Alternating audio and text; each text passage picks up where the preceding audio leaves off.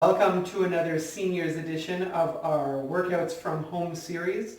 Today we're going to be focusing a lot more on the lower body, so I'll give your shoulders a rest and we'll get back to those next session. But for now, we're going to get started doing some leg strengthening and rotational exercises to help you move around a lot better.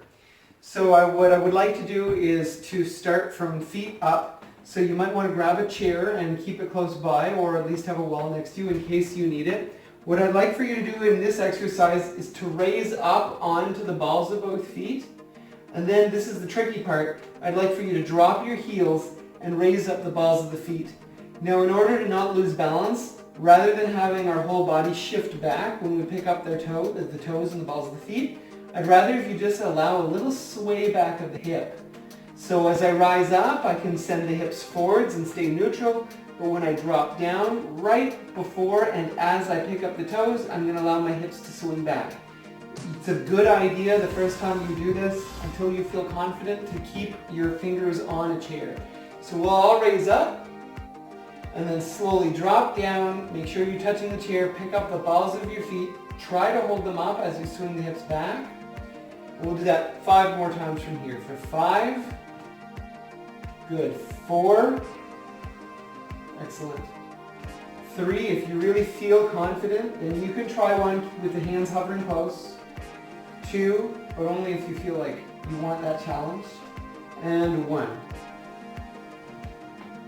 Excellent. Now I'd like for you to put the toes apart, but keep the heels together. You may use the chair if you decide to. It's a much easier exercise, however. We're going to raise up the ball of our right foot, then as we drop that down, we're going to raise up the ball of our left foot. And the key here is to make sure to flex the ankle, or in other words, raise the ball and feet, raise the ball and toes of the feet as much as you possibly can each time. So don't be lazy and just do a little flop up. We're going to count in a multiple of 12s from 0 to 120, starting at 0. Count each number for each foot: 12, 24, 36, 48, 60, 72, 84, 96, 108, 120. Now we're not done now yet. We're going to continue backwards from 120, 108, 96, 84, 72, 60, 48, 36, 24, 12, and 0. Excellent. You can shake out your right foot and then shake out your left foot. Work your quadriceps, your hamstrings, your tibialis and toe extensors all at the same time. A little bit of your calves. So make sure you have a chair close by to help you with balance. We're going to start with our left foot. I'd like for you to raise the left knee. I'd like for you to keep the toes elevated, or in other words, your ankle flexed while you raise the knee. And then I'd like for you to point down, draw the toe back up, and then drop the leg. So the whole movement would look like this. Knee raise, toe point, ankle flex, and then we're going to drop the heel back down. Let's go ahead and do that for a multiple of 3, counting from 0 to 30, starting at 0, point, 3. If the height that I'm reaching with my knee is a little bit too much for you, let's say that's 6, 9, then you can always do smaller movements like this. 12, if that's all you can do, fine. 15 is better than nothing, and will certainly continue to help you to improve. 15, I hope I didn't skip 12. 18, it's hard to count and talk at the same time. 21, and I am definitely not a multitasker. 24, 27, I think the people who can multitask well are magicians. And 30, it's like magic to me. Let's go ahead and switch legs, and we're going to count backwards from 30, but we'll do exactly the same thing. 30, point, and flex. 27, point, and flex. 25, point, and flex. And like I said, if you want to make that a little more difficult, 20, where are we at? 21, point, and flex. 18, point, and flex. 15, point, and flex. I'll get back to that point when we were done this. 12 point and flex. 9 point and flex. 6 point and flex. And 3 point and flex. 0 point and flex. With this movement and any other movement, if how high up I raise my knee is a little bit too much for you, then you can just do a smaller action with the leg and the foot. Don't raise it up as high. If it's too easy for you, you can always try and raise the knee higher. You can always progress or regress any of the exercises that I showed you here. So my next exercise is going to be a little bit of a challenge the first time you try it. So definitely use a chair. It's kind of fun though, and it's very useful. I'd like for you to start by standing on your left foot, since we just worked the right leg. You're going to pick up your right foot. And you can either just pick the heel up and take the weight off the foot so that your free foot never actually leaves the floor, or you could lift it right off of the floor. As long as you're using this leg either minimally or not at all to assist you. So what I'll do is I'll pick that foot up. I'm going to use this as a support. I'm trying not to lean on it. And once we're in this position, I'm going to have you try and turn your hips, your thigh, your chest, your whole body to the left. And I'm using my hand to assist my rotation, to assist with my rotation. And if just a little bit of rotation is enough for you, or that's all you're capable of doing, that's okay. It's going to make you stronger. If you can go a little further, then go a little bit further. But you don't notice that my femur, my hip, my spine, everything's rotating at the same time. Whether it's a large amount of rotation or just a very small amount of rotation. So I hope you were following along with me. That was about 10 rotations. We're going to do exactly the same thing on the other side. Now, this is a beneficial exercise, I think, for everyone, because the muscles that are required for you to use are the same ones that allow you to walk and rotate or to turn to face somebody in a conversation. They're ones that we need to use on a daily basis. That last exercise targets exactly those muscles. So let's do it again on this side. You're going to hold the chair with your right hand, pick up the left foot, and just start by rotating the hips. Whole body to the left and to the right. And I'll just count 9 more of these. 9. Just focus on good movement here. 8. It's going to be a weird, odd movement for some of you. It's the first time doing it. 7. 6. So I'd like for you to focus on form. 5. Just give me some good clean rotation. 4. 3. 2. So here's another really, really good one for your hips, and it involves allowing your hips to settle slightly and then pulling those hips back to a neutral position. Now this is going to work your gluteus minimus and medius amongst other muscles, but primarily those are the ones that I'm targeting. If we didn't have those muscles and we went to take a step, our hips would completely collapse out from under us, because these are the muscles that pull the hips back in line and keep them even when we take a step from one foot to the next. So again, it's another one of those movements that if it's your first time being confronted with it, it could feel a little bit weird. So I'm going to give you a few different stages that you can go through to accomplish this. I want you to stand next to the chair, keep it on your left-hand side. We're going to be working the muscles on the left-hand side of our hips first. So I'm going to just flex my right knee. I'm going to let it bend a little bit. I'm just going to let it relax. And that's going to allow my hip just to shift to the left-hand side. Now some of you, if you can't allow the hip to go all the way out, even a little bit of shift to the left is okay. As I bend this knee, my weight is naturally going to shift more so to my left-hand foot. All right? The goal is to bring the hips back to a neutral position without utilizing this leg, without pressing down on the floor with this leg.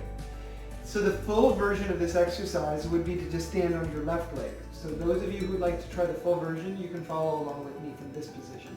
I will allow my hip to settle, and then I'll pull the hip upright. I'm just using the chair for balance, not to help push my hips up. If this movement is not possible for you, that's okay. For most people it wouldn't be. But for you, you can place your other foot on the ground and utilize that to assist you only as much as you need to. So the movement's going to be a little shift of the hip and then bring the hips nice and even again. So hold on to the chair for balance, and we'll do this in a multiple of 2, starting at 0. And then we'll press it up. 2. And then we'll press it up. Remember, this leg is only assisting. 4. For those of you who'd like to get the visual again, 6. 8. And even if it's just a little shift, 10. 12. That's still much better than nothing. 14. Still beneficial. 16. 18. Notice I slowed the pace for these ones. 20. You should take the time to do them right. Let's just shift to the other side of the chair.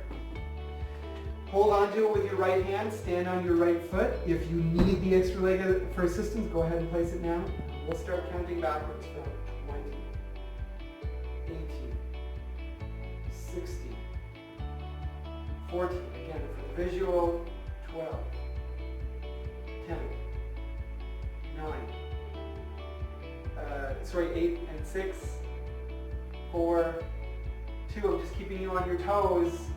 0. It wouldn't be a regular session if I didn't keep you on your toes, right? I've been showing many of you this exercise where we're on a chair. We tuck one foot underneath our hips, underneath the seat.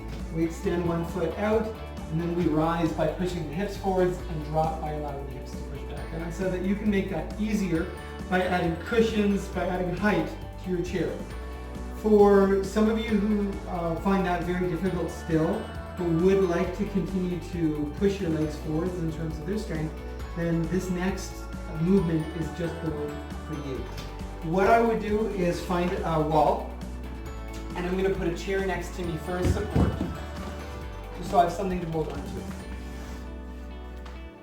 I would start touching the wall, so I have a good sense already of how far away I'm going to get from it. And I take just a little step away from the wall with both feet. And then I'd slide one foot back so the heel is touching the wall. And what I'm going to do is bend one knee, keep the other leg straight, and then just push my hips back into the wall. So my bum is touching the wall. And then from here, I'm going to straighten this leg and push my hips upright again. Push them forward. The further I get from the wall, the more I'm going to rely on this leg. But I'm always allowing the hips to push back towards the wall. I'm not allowing my back and rib cage to move towards the wall. If that still is a little worrying to you, then this is when the chair comes in handy, because if you step far enough away from the wall and you can't touch it or reach it, then just hold on to the chair next to you. Slide a foot back, even if you can't reach the wall, then push the hips back again, and this is going to act as my support. And then try to make this the leg that pushes you upright again.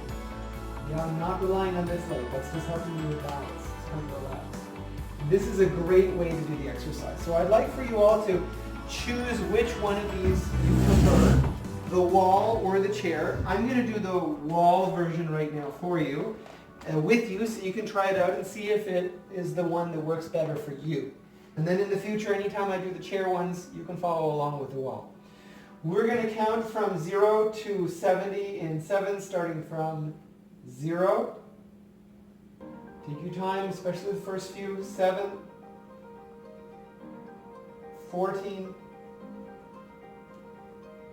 21, 28, 35, 42, 49, 56, 63, and 70. Now let's put our right foot back in place, slide the left foot back, get yourself ready, and we're going to count backwards from 70, utilizing the other leg. 63, 56, 49, 42, 36, 28, 21, 14, 7, and 0. I'm going to do 2 very quick stretches for you. The first one is going to be for your gluteus medius and minimus. And I'm going to give you an alternative to this one, which is very difficult for many of you. So if you are able, I would like for you to put your right ankle on top of your left thigh. If you lean back, it makes it easier. If you lean forward, it makes it more difficult. So that's version 1. Version number 2, you can simply take the right foot, put it next to the left foot so they're up against each other, and then allow this whole leg to open up. I can even tuck it in a little bit more so that leg opens up a little bit more. And then I can simply lean forward from here, and that might be enough for you. If that's not enough, you can take a step stool and elevate your foot up onto a step stool so it's halfway between the first position and the second position. So choose which one is best for you, and we're just going to take 3 deep breaths in and out, and with each breath out we're going to try and go a little bit deeper into the stretch, only if you feel you can. So let's start for number 1. 2.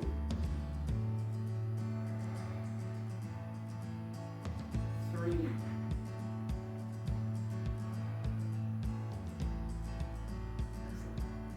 Let's switch legs. Of course, if you really like this stretch, you can always go back afterwards and do some more outside of this video time. Let's take 3 deep breaths in with the other leg. 1. 2. 3. Okay, we'll finish up with one more stretch. I'd like for you to take your right foot and send it out. Straighten out the right leg. Chair, and then I'd like for you to place your left elbow on your left thigh, and I'd like for you to simply rest. Maybe push your bum back a little bit more. Don't let your spine go. Hold yourself in a nice position. We'll take 3 deep breaths in and slow breaths out. So 1,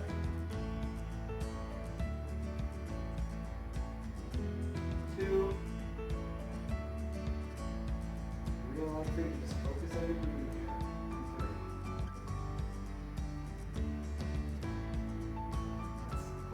Relax the right leg, straighten the left leg, put your right elbow on your right thigh, tuck the left toe in, push the bum back, focus on our breathing. Breathe in, and out. 2,